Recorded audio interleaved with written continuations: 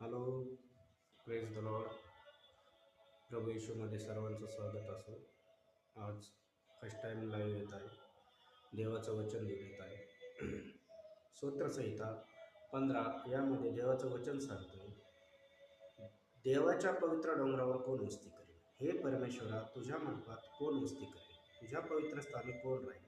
जो सात्विकतेने चालतो, जो नीतीने वागतो, जो मनापासून सत्य बोलतो, आपल्या जिभेने चुगली करत नाही व सोबतच्याचे वाईट करत नाही व शेजारच्याची निंदा करत नाही, अधर्माला तुच्छ लेखतो व परमेश्वराच्या भय राखणारा सन्मान करतो, आपल्या वाईला शक्तीची ऐत झाली तरी बोलणार नाही, आपला पैसा वाढीस लावत नाही, अपराधाची निरपराधाची हानी करता लाच घेत नाही, असा जो वागतो तो कधीही ढळणार नाही.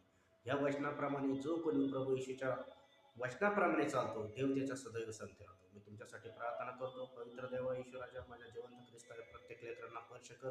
येशूला बसलेल्या प्रत्येक